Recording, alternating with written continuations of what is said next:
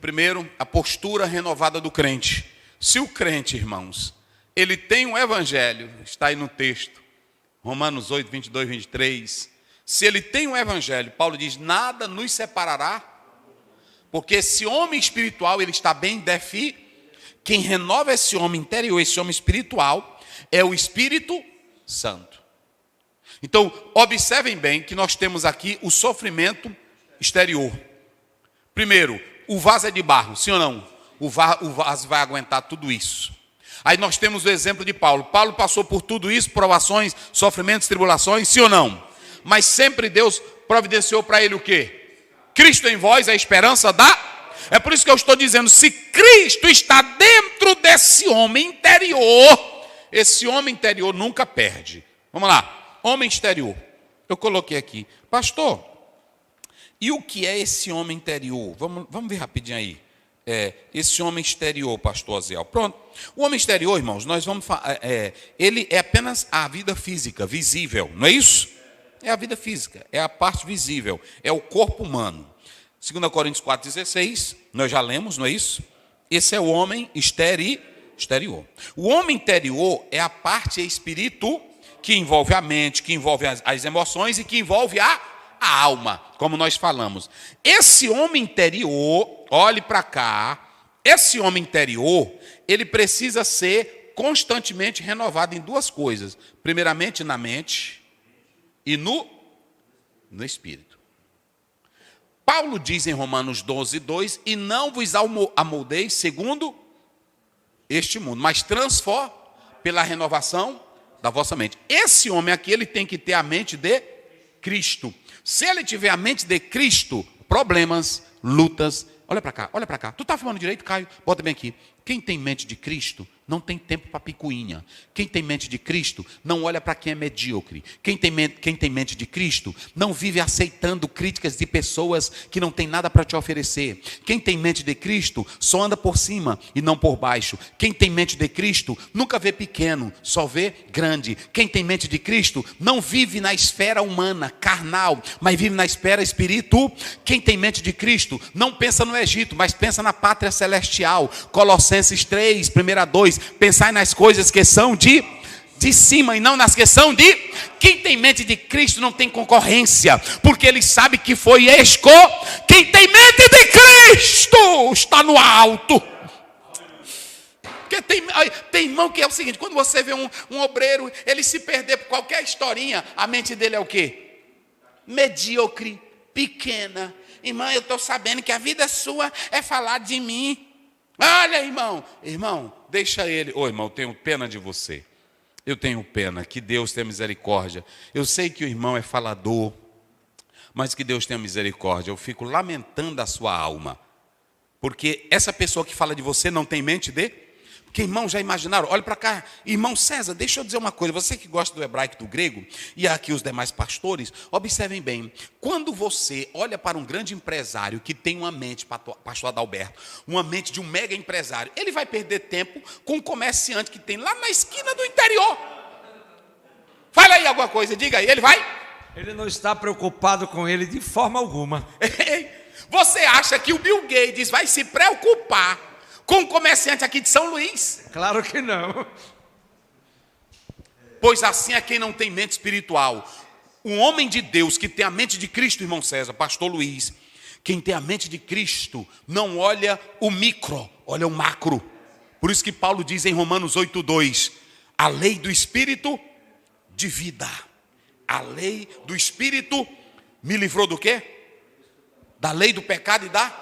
Quem vive na lei do Espírito, ele dá o voo e aí só vê pronto, lá em cima.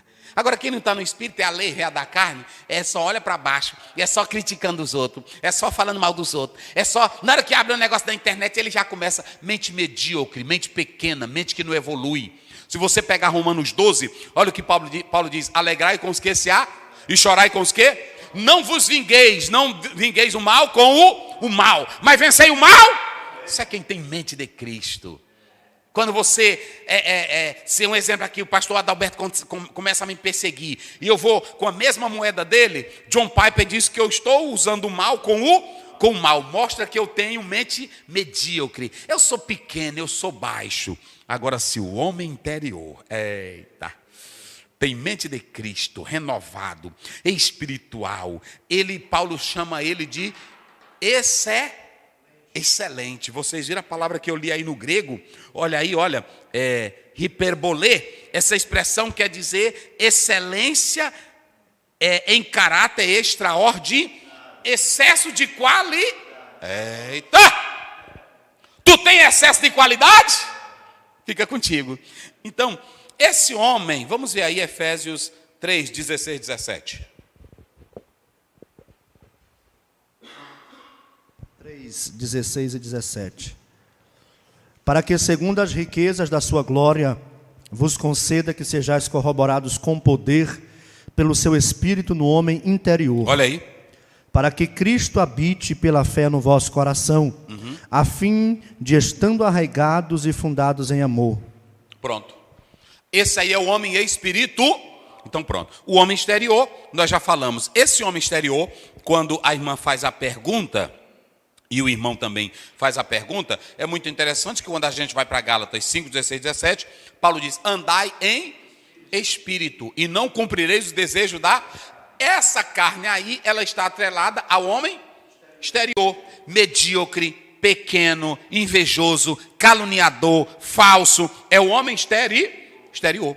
Aí nós citamos a referência. Agora, quando eu ando no Espírito, o meu espírito é dominado pelo Espírito Santo no homem interior, aí eu me renovo. Então, não há como precisar de renovação quem vive cheio do Espírito Santo. Ok? E aí, vamos analisar. Nós falamos desse sofrimento, o exemplo de Paulo. Paulo passou por tudo isso, mas ele sempre teve vitória. E o cristão pode ter vitória, porque o seu homem interior é renovado pela presença do Espírito Santo. Quais são os desafios para nós finalizarmos? A lição de hoje, ela mostra no ponto 3, que nós temos o secularismo como um grande desafio. Nós temos também mas eu vou falar primeiro da lição, né? Nós temos aquilo que eles estão tentando fazer com a palavra, trazer a relativização, não é isso? Relativismo doutrinário, e por fim a batalha espiritual, não é isso? Pronto, vamos lá. Eu vou correr aqui para finalizar. Quando nós chegamos aqui nesse ponto 3, e amanhã vocês vão falar na escola, o secularismo. O que é o secularismo? Eu já dei a definição no grego, mas o secularismo, gente, que nós podemos observar, e eu quero falar isso com vocês, o secularismo, ele se trata de uma abordagem filosófica. E antigamente o secularismo era para separar a igreja do Estado e o Estado da igreja. Até aí a gente não vê problema. Não tem problema. Mas também eles começaram a separar o que era sagrado do secular. Também não tem problema, porque o sagrado não pode ser profano. Só que aí você vai ter 5 pontos que nós vamos analisar. Eles disseram, o secularismo é bom porque vai dar liberdade religiosa. Só que aí mora um perigo, porque o secularismo, ele não é apenas uma filosofia. Ele é dominado pelo príncipe das trevas. E o que ele faz? Ele usa as pessoas na política para começar a trazer, não é que os crentes sejam contra e querem se entrar nisso, mas o problema é que esse secularismo, ele começa a trazer uma redução da influência religiosa nos valores, nos bons princípios, na ética e na moral. E começam a trazer políticas que ferem o princípio bíblico. Deu para entender agora? A segunda coisa que você pode observar é que essas leis e essas políticas públicas, elas podem vir recheadas de ensinos que ferem os princípios basilares da palavra de Deus. Ok? E aí é muito interessante nós atentarmos para isso. Também, essas leis, elas podem trazer mudanças sociais. Por isso que é muito perigoso. Em quarto lugar, é um desafio para a religião. Por quê? Porque eles vão trazendo aqui certas coisas seculares para tirarem a crença, os valores espirituais, a boa moral e a ética, tudo firmado nos princípios bíblicos, contrariando a palavra de Deus, ok? Então nós podemos analisar que o secularismo, gente, é essa filosofia que tenta limitar a influência da fé na vida, na crença e nos valores das pessoas. Então nós temos que ter todo o cuidado com essa particularidade para que a gente não caia nesse sistema. O materialismo, onde é que está aqui, pastor? Filhos do secularismo. Vamos lá. O materialismo, ele dispensa totalmente a crença no sobrenatural. Tudo está firmado na matéria, ou seja, eles adotam a ciência, eles adotam a substância, o materialismo não crê em nada que é sobrenatural. Alma, morte, vida após a morte, eles dispensam tudo isso. Eles se voltam para o empirismo e para a ciência. Aquilo que é tocável, que é provável, que é científico, é o que deve ser aceito. Aí o materialismo, ele como filho do secularismo, ele não quer saber de Deus, eles creem apenas na ciência, na questão do átomos, das moléculas, da vida no seu aspecto biológico. Ou seja, tudo segue um curso natural, tudo segue um processo natural, que não tem nada a ver com o sobrenatural e nem com Deus. O corpo se desenvolve pelo seu aspecto biológico, a vida segue normalmente porque ela tem a natureza tem as suas fases, estações, e tudo cumpre um próprio ciclo, não é assim? Então, eles dizem que nós não precisamos de Deus. O sobrenaturalismo, aliás, o naturalismo rejeita a Deus, o naturalismo, ele dá ênfase ao empirismo, o naturalismo é reducionista, porque, na verdade, ele quer explicar tudo na vida apenas pelo aspecto químico, físico e biológico, e não por Deus. O naturalismo ético, na verdade, eles dizem que a sociedade, ela, pela sua evolução, vai criando as normas sociais e éticas, mas que não tem nada a ver com Deus, com os princípios morais que vêm lá de Deus, como nós ensinamos, como a Bíblia ensina.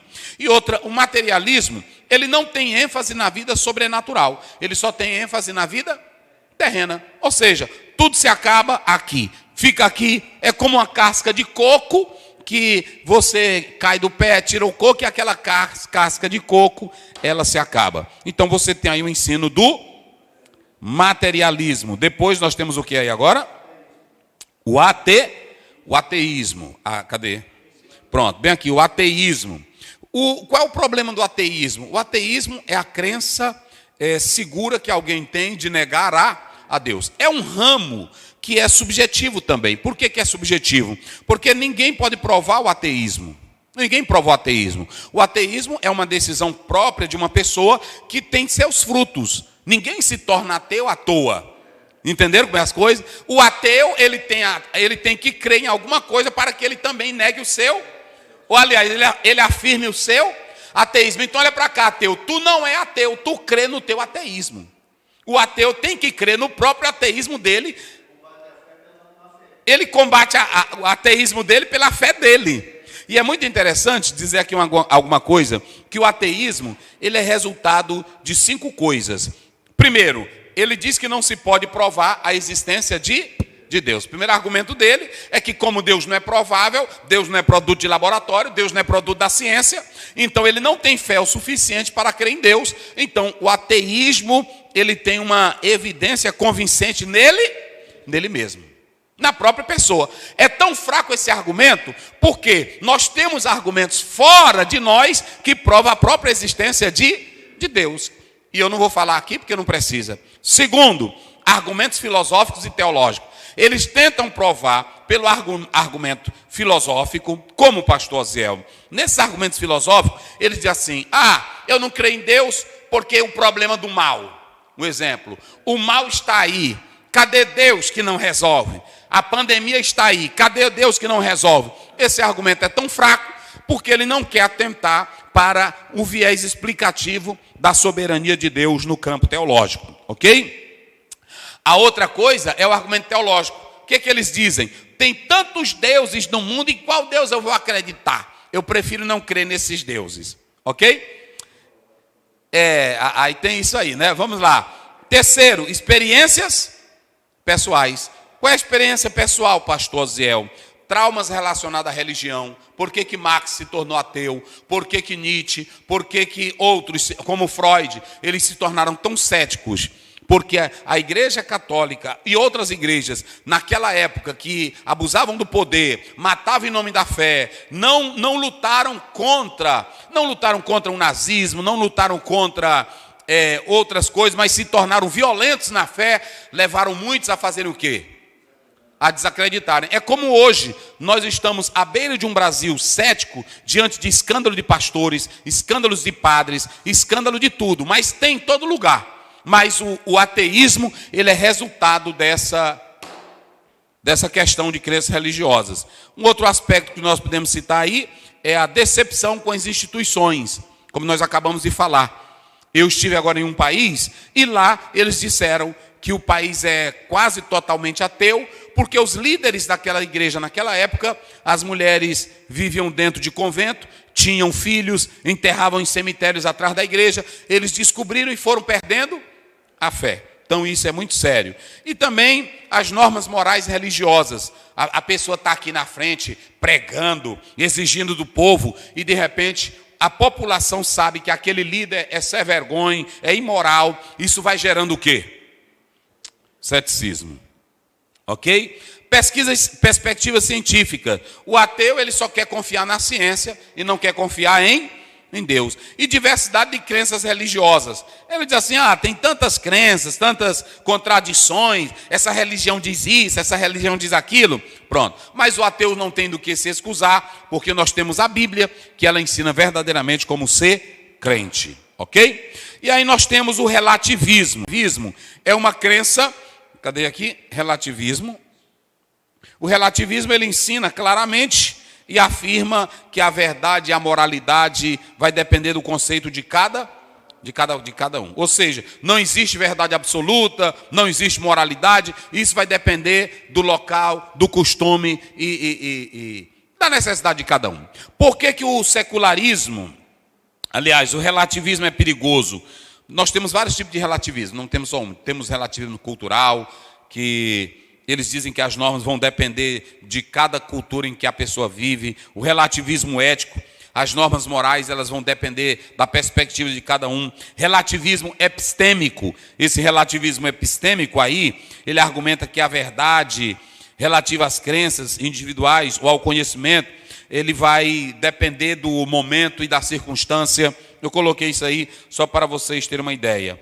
E aí nós colocamos aqui também esse relativismo, que na verdade ensina essas coisas e que nós não devemos aceitar essa pregação desse relativismo epistêmico, ok? Então, nós podemos analisar, o argumento relativista é inconsistente. Por que é inconsistente?